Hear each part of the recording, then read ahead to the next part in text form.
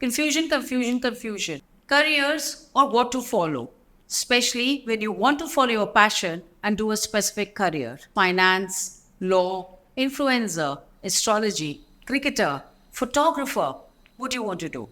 You want answers? We bring in star words and celebrities on our show to give answers about your questions. I'm your host, Kanchan Ravan, and this is the K3 Show, Career Conversation with Kanchan. Today we have Rohit Kapoor. Rohit, welcome to our show. Thank you. Please introduce yourself. Okay, thank you so much for this opportunity and for having me over. Kanchan, I am a finance guy totally. And it's been, it now looks a very, very long time. When I started, the world was very different then. So it's been 25 plus years. Mostly it's been into banking. And last 2 years, I'm running my own fintech startup, dealing again in all financial products and services. So when we think about finance, the first thing that comes into the mind is money. Yeah. And today's generation just wants to mint, get rich overnight, and probably also get into the right field. So most of students who take up commerce or humanities, or even for that matter, engineering, want to ultimately get into the finance line. How would you explain that? Okay, first and foremost, finance is a very challenging field, though it will always remain in demand. In today's world, the biggest perk in a job is job security, and finance is one field where job security is at a quite high level. Acha, so Yeah, job so security is one of the big perks in a finance field, right? Okay. So having said that, finance is not for everybody. Sorry to say that. As I said, you need to keep upgrading your skills, your knowledge. You have to keep up to pace with the new trends and technology in this line. And, unless you are a person who is into problem solving mindset, and you have that, ethical mindset and risk taking, risk profiling, analyzing, those kinds. And you are not necessarily you are a numbers guy or an accounts person. That's not necessary. But yes, problem solving attitude is according to me, the first and foremost requirement to be in finance. So it is a challenging, fast paced, industry. And, it's a very, very wide, specialization, number of specializations you can do. That's quite varied. And every specialization or area would require a, specific skill set. Some might require problem solving, as I said. Some would require analytical skill set. Some would require, obviously all would require networking skills according to me, at the number one, skill which is required in the finance line if you have to grow. And you have to keep upgrading, as I said, your skills, your knowledge, because new trends keep coming up in this field. Okay. Yeah. So if I understand, आज मैं जब 9th 10th के बच्चों से बात करती हूँ, वो एक ही चीज बोलते हैं, मैम बड़े होके कुछ बिजनेस करेंगे, एंटरप्रेन्योर बनेंगे, इन्वेस्टमेंट बैंकर बनेंगे, हम रिस्क मैनेजर बनेंगे, वेल्थ मैनेजर बनेंगे, पैसा कमाना है. Correct. So when they say this, and you said math is not important, or numbers are not important. It's morely about your analytical skills. Yeah. So how do you combine? What are the skills one would identify in a grade 9 or a 10th or an 11th when they're deciding that this is the way they can become an entrepreneur? See, one answer you have already given, that they love money, right? Right. So I think if you don't love money, then I don't think this is your line. But yes, 9th, 10th is the right, age and the class when you start thinking about your career. Okay. And, see, for an entry level, your graduation in, say, accounting or business or economics is good enough to get an entry level. But if you have to grow further, as I said, upgrade your skills, skills could be, quantitative, qualitative, risk analysis skill could be there, accounting, risk management skills, as I said, analytical skills. Maths is important. I'm not saying it's not important, but that's not the only, thing which is required. Yeah. So there are a lot of things. And as you progress, the way technology has come into finance, you keep hearing fintech nowadays. That's a, buzzword nowadays. when technology comes in and the industry is so fast paced, and it is a critical sphere in any corporate or an industry. Finance is one of the critical rules for any, corporate, because your decisions can make or mar a corporate, right? Make or break a corporate. So unless you keep, upgrading your knowledge with the latest, and if you can envisage what is coming in future also, that is also important. Your employability chances keep going up. You keep, growing in your career. Having said that, 9th, 10th is a bit early. Yes, you have to, it's not necessary that you do commerce, but commerce is any day preferable if you want to be in this line. And once you do your undergrad, which is very, very basic, and then you do your masters, you can then, according to your interest, by that time you come to know, which field, specific area you want to get into. You can follow a CPA or a CFA line. Both are very different. One is more so into auditing, taxation and all. Okay. And the other could be an investment banker, investment manager, you can say, or you want to get into a corporate finance line, or you want to be a risk management, professional. And they're all different. All very different. All As I said, certifications are different. no, broadly, like CFA, CPA are the major, the broader, the umbrella under which, and masters is there as it is. But in finance, the another beauty is, there are so many online, courses which are very, very relevant. Now, for example, Excel is so underrated. Excel is basic. Everyone Absolutely. thinks everyone knows. According to me, I don't know, why it's not that popular. People are not aware. Your advanced Excel, if you do a course in that and you are an expert in that, your demand in the finance line goes up exponentially. Really? Yes. So suppose you want to get into a big four. Just taking one, everyone aspires to be in the big In the four. Big Four. Absolutely. That's The interviewer, first thing he will check is on your advanced Excel, skills. That's And if very you go through that, 90% of your job is done, because rest they can train, They can train into this, but why should? This is basic. And, it's available free online. Go and do that, And it's a learning for you. So, if you are passionate about, numbers, accounting, Excel, all are related in a way, Broadly, they are the same thing, I think this is the field for you. So you have to be passionate on. So advanced Excel, yes, very, very mandatory.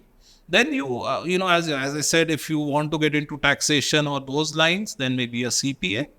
Else you do a CFA. Yeah. Lovely. So, अब जो ज़माना है instant Maggie, Yeah.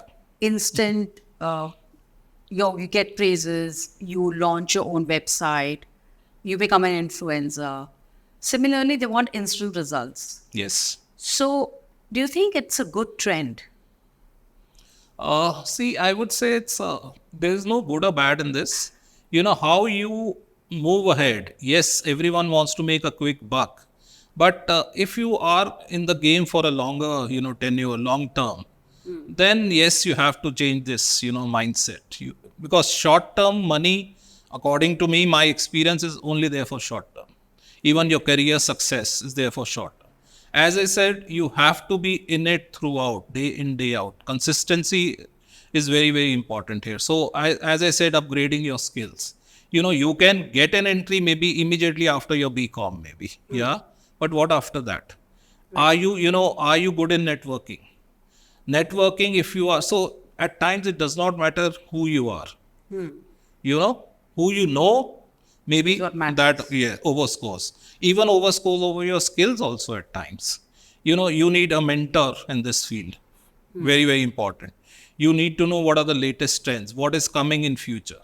So networking, if you know people throughout your career in finance, you have an helping hand there. Yeah. Okay, so recently I have seen a trend of boutique financial firms, small boutique firms. So, what is the difference if one would, after finishing their bachelor's or would like to envisage on the big fours versus a boutique firm? How do you differentiate? Broadly, if you look at, a large versus a boutique, large would give you much more, many more opportunities to advance in your careers. Okay. Because it's a big firm, right? Already established. There would be a brand which is there. There would be laid down processes which are well defined, Absolutely. versus Categorizing everybody, their everybody, roles. the role clarity and all that. Yeah. Versus a small boutique, there, you'll get that feeling of belonging there, certainly. But in terms of job opportunities, maybe you're stuck at that role for longer period. So Okay. one is that. Secondly, a But large. as a fresher, would you say a fresher is easier to get into a boutique firm? No, it's Vis-a-vis, not that easy. If you think it's not that easy, they are offering, very niche. They are targeting niche clientele. Firstly, so you have to be an expert in your specialist in your field. Okay. So you need to have those skills. Like if you're not good in sales, suppose, how will you sit across a customer and HNI customer or a very HNI customer? Right. You cannot sell those, and those products are also very structured products, specialized products Right. and services. So you have to be that specialist there. Okay. So entry there is also not very easy. And versus a large one also, as rightly said, it's not because it's a very competitive field. Everyone is vying for the big fours, for example, Absolutely. right? I've seen engineers now Yeah. going into the finance industry.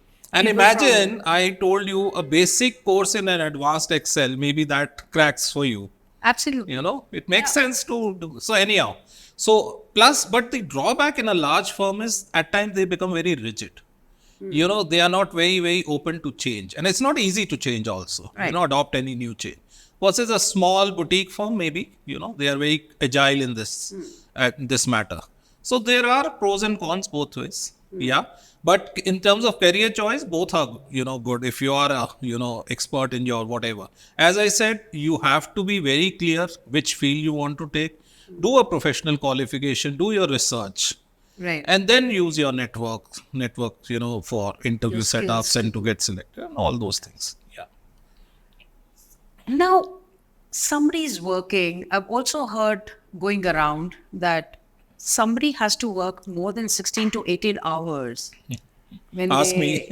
when they become investment Yeah. bankers, or when they are into financial transactions, when they are looking at different kind of investments. Yeah. So what's your take on that? Kanchan, are you referring to work-life balance? Absolutely. Yeah. That's the That's the buzzword key nowadays. word, yeah. So very easy answer could be that I don't carry work home. Okay. But it's easier But said that's than very individual. No, So that's somebody easier who's- said than done. Absolutely. Yeah. See, you have to plan well for sure. Now, I'll give you one thing which I do. This I learned in, when I started my career with a bank, with an MNC bank, wherein, at the beginning of the month, on an Excel, I would have that sheet posted on a board in front of me, Right. which will have each day's tasks. So you are aware which are your daily tasks, which you have to do, right? So one, it's in front of you that these are the 10, 20 tasks you have to finish by end of day. So you can plan your day accordingly, how much time to each task. Second advantage, you don't miss any important matter. Right. You are completing your work. So that gives a sense of relief. Secondly, I have attended some, motivational, lectures by specialist speakers, gurus and all those. Coaching, all these have helped a lot. Business coach. Business personal coach, motivational coaches, yeah. So those have helped. I'll tell you a few. I attended a session by Swami Sukhabodhananda. Yeah, so on stress management. Right. Yeah, wherein he, that stayed in my mind, wherein he showed us a glass of water. You keep holding it, you'll start getting pain. So don't carry work, with you. Right. It will hurt you. Pick it up, leave it, come back office next day, pick it up again. Leave office, leave it. So all those things. Then some rules which I, follow, which I think everyone should. One is that if you can finish something in say 3 minutes, do it, finish it. Right. Right, Don't you have carry to. it forward. Suppose Kanchan has to call Rohit over phone. You just have to call. What we do is, kar lungi, baad mein kar lunga. I'll call later. We postpone things. We postpone, small things, and they keep adding up. End of the day, aur wo reh gaya, So that adds to your stress, whatever level. Finish it off. Right. Then there is a Chinese proverb: faintest mark of a pencil is clearer than your sharpest memories. Right. Have a habit of writing down things. Don't need to keep it here, na. Put it on the paper. Paper So is it's in right front in of there. you, it's clear, rather than holding and thinking and then you forgetting and all those things.